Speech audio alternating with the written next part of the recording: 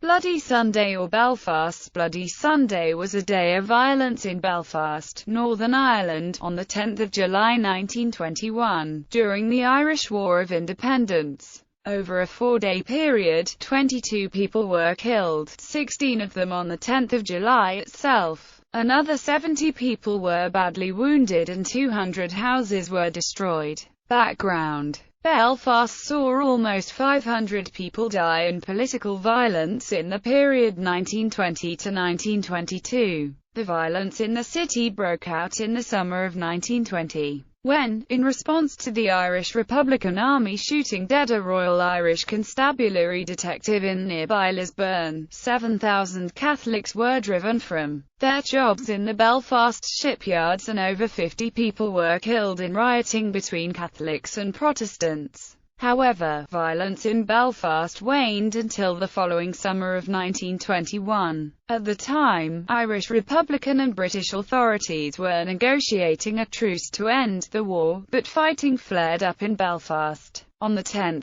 June, the IRA ambushed 3 RIC constables on the Falls Road, fatally wounding one. Over the following 3 days, 14 people lost their lives and 14 were wounded in fighting in the city, including 3 Catholics who were taken from their homes and killed by uniformed police. Low-level attacks continued in the city over the next month until another major outbreak of violence that led to Bloody Sunday. The events are July 1921. On 8 July, the RIC attempted to enter the mainly Catholic and Republican area around Union Street and Stanhope Street.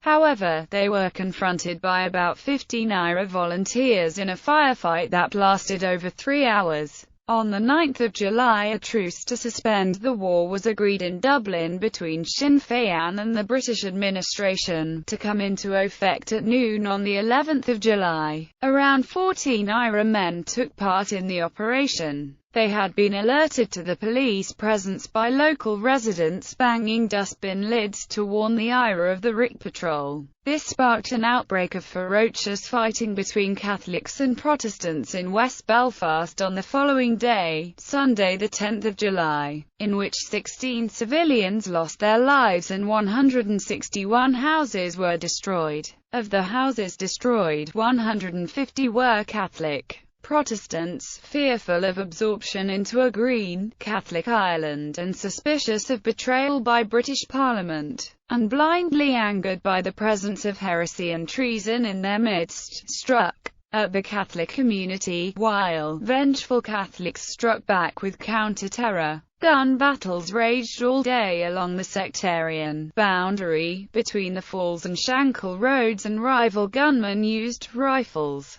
machine guns and hand grenades in the clashes. Gunmen were seen firing from windows, rooftops and street corners. A loyalist mob, several thousand strong, attempted to storm the Catholic Falls Road, carrying petrol and other flammable materials. The New York Times characterized the fighting as a threefold fight between Sinn Féin and Unionist snipers and Crown forces. It added, in the extent of material damage to property, Sunday's rioting can be compared to the Dublin Rising in 1916. Another 4 people died over the following 2 days. While the IRA was involved in the violence, it did not control the actions of the Catholic community. An IRA officer reported that the Catholic mob is almost beyond control. The violence occurred only 1 day before the truce between the IRA and British forces formally ended the war, though in the north the official truce did not end the fighting. IRA members later recalled, the truce was not observed by either side in the north. The leader of the Belfast IRA's Active Service Unit, Roger Macaulay, stated that the truce in Belfast lasted 6 hours only. At the time, the day was referred to as Belfast's Bloody Sunday. However, the title of Bloody Sunday is now more commonly given in Ireland to events in Dublin in November 1920 or Derry in January 1972. Aftermath: a strict curfew was enforced in Belfast after the violence, to try to ensure the Orange Order's 12th of July marches passed off peacefully.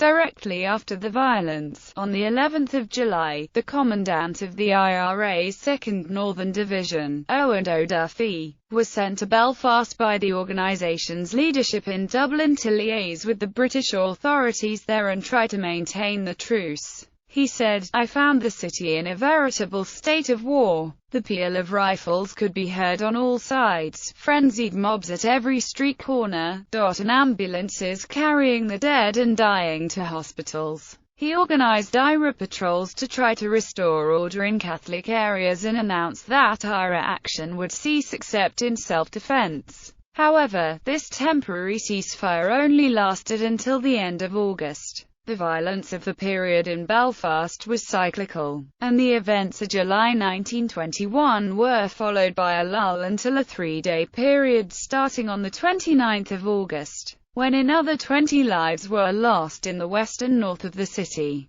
The conflict in Belfast between the IRA and Crown forces and between Catholics and Protestants continued until the following summer, when the Northern IRA was left isolated by the outbreak of the Irish Civil War in the south and weakened by the rigorous enforcement of internment in Northern Ireland.